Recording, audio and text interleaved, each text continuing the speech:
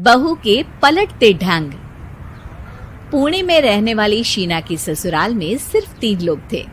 इस वजह से घर में ज्यादा काम नहीं होता था, तो वो दोपहर तक अपना सारा काम खत्म कर लेती थी। लेकिन उसके बाद वो बोर हो जाती। इस वजह से उसने शिनचैन कार्टून देखना शुरू कर दिया, जो धीरे धीरे उसके व्यवहार पर इतना इफेक्ट करता गया कि वो खुद भी शिनचैन जैसी ही बातें करने लगती है। एक रात डिनर करते हुए, अरे बहू, जरा अचार तो देना। ओहो ससु माँ, आपसे इतना काम भी नहीं होता। इस तरह तो आप जल्दी जल्दी बुढ़िया हो जाओगी। अरे शीना, ये तुम कैसे बात कर रही हो? आपको तो कुछ भी समझ में नहीं आता। ये शीना का शिनचैन स्टाइल है। ऐसा बोलकर शीना वहाँ से चली जाती है। अगली सुबह शीना सबके उठने से पहले ही घर का काम खत्म करके कार्टून देखने बैठ जाती है। अरे वाह बहू, कमाल ही कर दिया।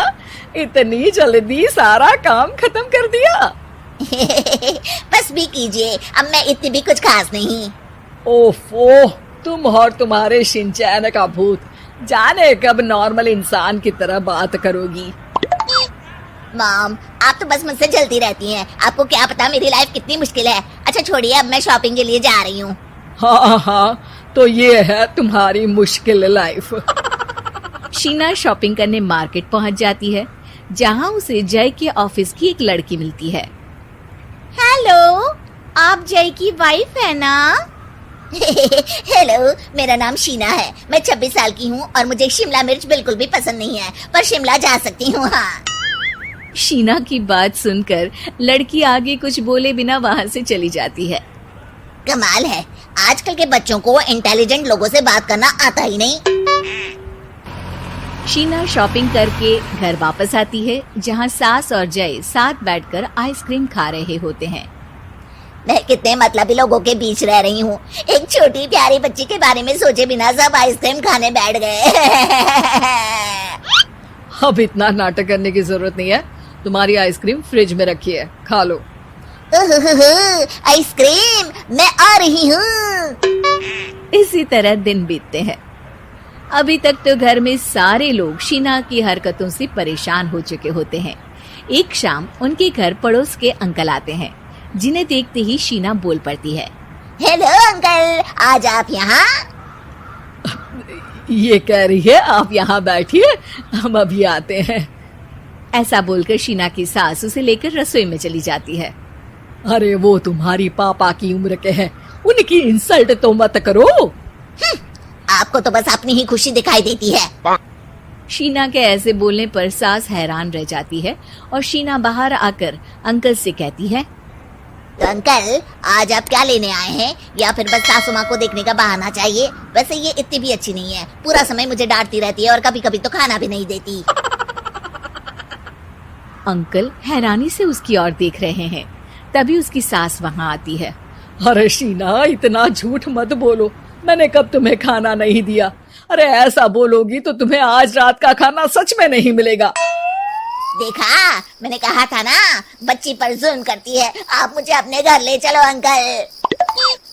इस तरह दोनों सास बहू में तू मैं शुरू हो जाती है, जिसे देख अंकल तो डर कर भाग जाते हैं, लेकिन वो दोनों चुप ही नहीं होती।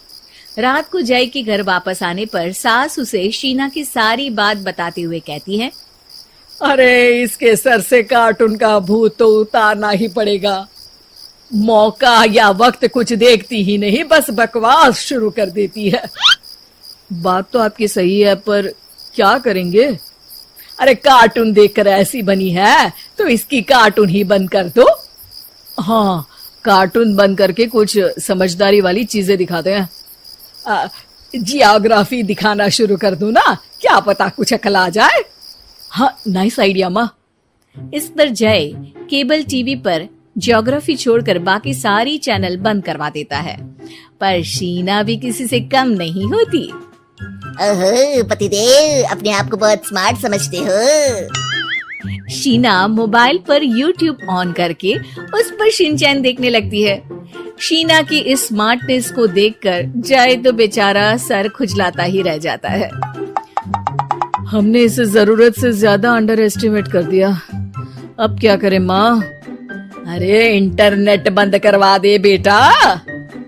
शीना को कार्टून की दुनिया से बाहर निकाल वापस इंसान बनाने के लिए अब जय इंटरनेट भी बंद करा देता है, जिससे शीना परेशान हो जाती है।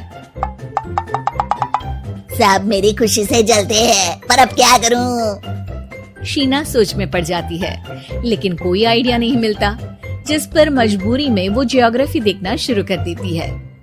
हाँ, लगता है अब कुछ ही दिनों में इसके सिर से शिनचैन का भूत उतर ही जाएगा।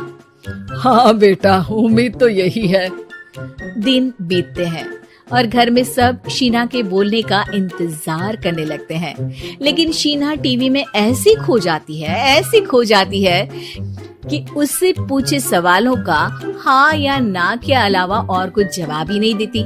देखते ही देखते हफ्ता बीत जाता है, तो सब्र का बांध तोड़ते हुए जय टीवी बंद कर खुद ही शीना से बात करने बैठ जाता है। क्या बात है शीना, पहले तुम ज्योग्राफी देखने को तैयार नहीं थी, और जब देखने बैठी तो इसके आगे किसी चीज की कोई सूध ही नहीं, ना किसी से बात करनी, ना घर का कोई काम।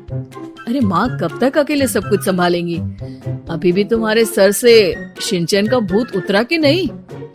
जब मादा भालू नर भालू से बात नहीं करती, तो वो उनका ध्यान अपनी तरफ आकर्षित करने के लिए बिल्कुल यही हरकत करते हैं। तुम नर भालू हो।